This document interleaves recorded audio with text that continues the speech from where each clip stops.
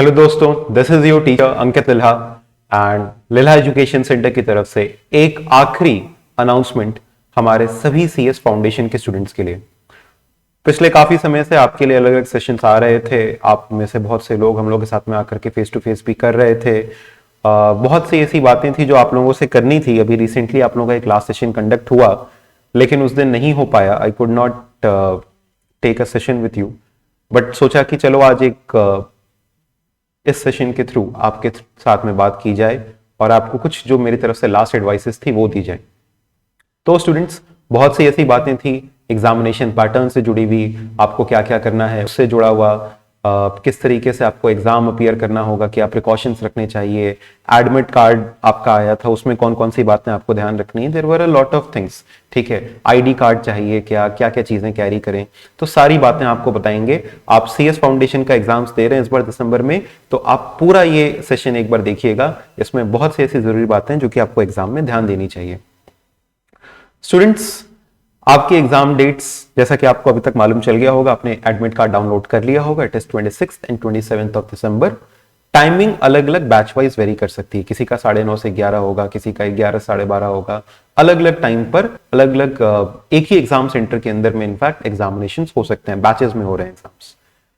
तो ये आपका एडमिट कार्ड है। इसमें कौन सी ऐसी बातें जो आपको ध्यान रखनी है वो समझ लीजिए। सबसे पहले एक कॉमन सा डाउट जो हर किसी के मन में था कि सर कितनी देर का एग्जाम है, तो आपके देखो टोटल 4 पेपर्स होते हैं। 2-2 पेपर करके एक साथ लिया जा रहा है 1.5 आवर के टाइम गैप्स पर, मतलब 1.5 आवर का एक आपका एग्जामिनेशन होगा। अच्छा, इसी 1.5 घंटे के अंदर में एक और डाउट आया, सर क्या इसी 1.5 घंटे के अंदर में होगा एक पेपर या दोनों पेपर? तो 1.5 घंटे के अंदर में, एक मिनट हम दूसरा पेन चूज कर लें। 1.5 घंटे के अंदर में आपको दोनों पेपर अपीयर करने हैं, इसका भी और इसका भी। सिमिलरली 27 को भी 1.5 घंटे के टाइम पीरियड में इन दोनों का पेपर अपीयर करना है। In total there are 100 questions, ठीक है, there are 100 questions.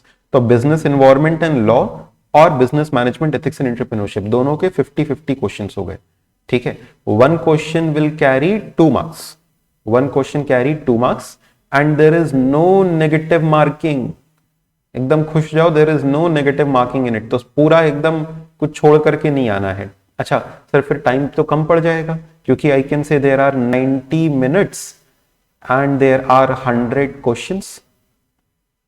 There are 90 minutes and there are 100 questions, लेकिन टाइम कम पड़ता नहीं है, ठीक है। तो उसके रिगार्डिंग एकदम निश्चिंत रहना। अकाउंट्स के अंदर में भी आपको ऐसा कोई नहीं होगा कि टाइम कम लगेगा। You will find sufficient time period, provided आप एक्सेसिव टाइम किसी सवाल पर न दे दें।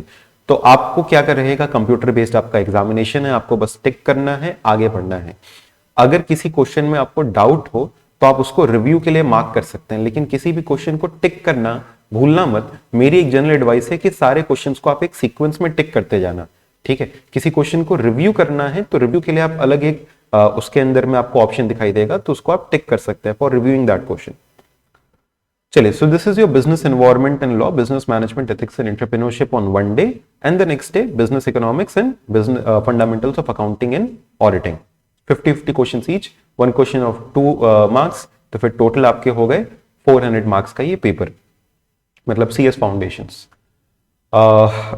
If you are targeting for rank, I know आप में से बहुत से लोग कर रहे हैं, जितने भी अपने स्टूडेंट्स हैं सबके सब टारगेट कर रहे हैं रैंक के लिए, करना भी चाहिए। So have a target of at least 320 plus का टारगेट बना करके चलना, ठीक है। हालांकि उसको अपने ऊपर में बर्डन मत लेना, इतना आता है तो फिर you are more near to a rank. Anyways, so this is your examination pattern. Now क्या क्या चीजें आपको कैरी करनी है समझ लो। फेस मास्क कैरी करना है, हो सके तो अपना सैनिटाइजर भी लेकर के जा सकते हो, लेकर के जाना चाहो तो, हालांकि वहां पे अवेलेबल होगा। आपको ये एडमिट कार्ड का प्रिंट आउट लेकर के जाना है, जिसमें 2 पेजेस हैं, दोनों पेजेस आपको लेकर के जाने हैं। फिर एक कॉमन डाउट होता है कि सर क्या आईडी कार्ड भी लेके जाना है? एक आईडी कार्ड आपको आईसीएसआई के, जब आप लॉगिन आईडी पे लॉगिन करते हैं तो आपको एक आईडी कार्ड मिलता है, अपना स्टूडेंट आईडी कार्ड मिलता है, उसका प्रिंट आउट लेकर के चले जाइए, ठीक है। साथ ही साथ में आप अपना एक नेशनल आईडी कार्ड भी साथ में कैरी करिए। मतलब आधार कार्ड, ड्राइविंग लाइसेंस, ये भी आप साथ में जरूर से कैरी करिएगा। तो एक जो स्टूडेंट आईडी कार्ड आईसीएसआई का होता है और एक नेशनल आईडी अपने साथ में जरूर से कैरी करिएगा। मोबाइल फोन लिखा हुआ है नहीं लेकर के जा सकते, आप वहां बेसिकली एग्जाम सेंटर में कहीं पे बाहर डिपॉजिट कर सकते हैं।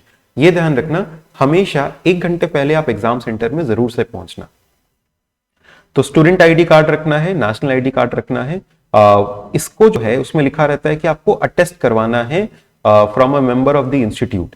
तो बेसिकली इसको कई बार सीएस अटेस्ट कर देते हैं, आपको अगर अगल बगल में कोई ना मिले कई बार सीए भी अटेस्ट कर लेते हैं इसको, सो चार्टर्ड अकाउंटेंट से भी आप करवा सकते हैं। But if you are not finding anyone, do not panic, आप ये लेकर के जाओ, आप नेशनल आईडी कार्ड लेकर के जाओ, वहां पे इंस्टीट्यूट के कई मेंबर्स होते हैं, वो आपको हेल्प आउट कर देंगे और ऑन द स्पॉट आपको फिर अटेस्ट करके भी दे सकते हैं। So you must have this and this, तो फिर आपका काम आसानी से हो जाएगा, कोई दिक्कत नहीं होगी।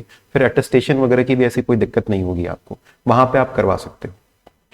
मोबाइल फोन जैसा कि लिखा हुआ कि बैंड है, आप बेसिकली बाहर कहीं भी जमा कर सकते हो, उसके लिए उन्होंने फैसिलिटी रखी होगी। क्वेश्चन हिंदी इंग्लिश वगैरह आप अधिकतर लोग इंग्लिश में ही ऑप्ट कर रहे हैं, आई नो, और बेसिकली जो आपका पहला दूसरा पेपर होता है पूरा इंग्लिश में ही होता है। अब इसके बाद आते हैं एक सेल्फ डिक्लेरेशन के ऊपर में। सेल्फ डिक्लेरेशन जो है आपको ये सबमिट करना है, यहाँ पे आपको नाम लिखना है, अपना रोल नंबर लिखना है और ये आप ही को साइन करना है। इसमें अपने पेरेंट्स से साइन नहीं करवाना है स्कूल वाले बच्चों की तरह, आप ही को करना है।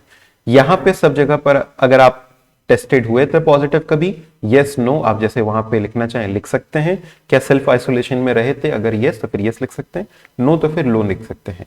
यहाँ पे जहां जहां पे आपको अगर था नो यस अगर कुछ हो तो फिर आप उसको वैसे वैसे करके फिलअप कर सकते हैं। I am not having any symptoms so I am just filling it. क्या been in close contact with any infected person, अच्छा ऐसा नहीं कि अगर आप यस लिख देंगे तो आपको एग्जाम हॉल से बाहर निकाल दिया जाएगा, लेकिन अगर आप रहे हैं तो फिर आप इसके बारे में भी यहां पे डिस्क्लोज कर सकते हैं। अगर नहीं तो फिर यू कैन राइट नो। क्या किसी और कंट्री में ट्रैवल किया है या किसी और सिटी में ट्रैवल किया है तो नो लिख सकते हैं, नॉट एप्लीकेबल लिख सकते हैं, ठीक है, NA लिख सकते हैं। और फिर फाइनली यहाँ पे डेट, जिस डेट में आप कर रहे हैं, जैसे मान लो आज 20 तारीख है या 19 तारीख है, तो आपने 19/12/2020 लिखा और प्लेस लिख दिया, जैसे डूइंग इट इन वाराणसी तो आपने वाराणसी लिखा और फिर अपना आपने सिग्नेचर कर दिया।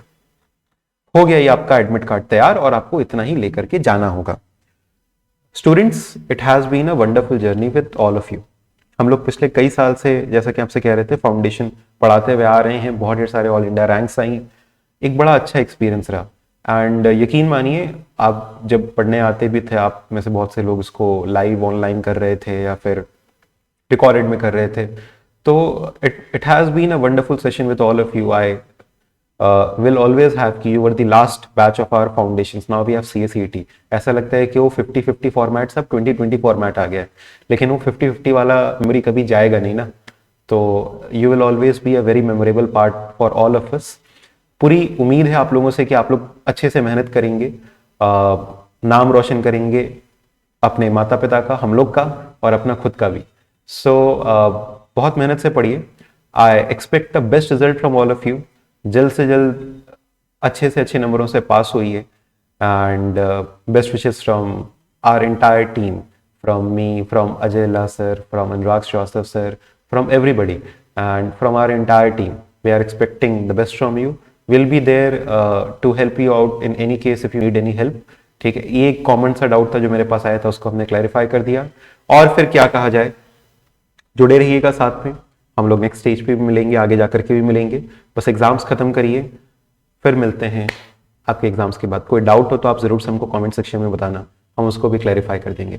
Thank you, take care, all the best, bye bye.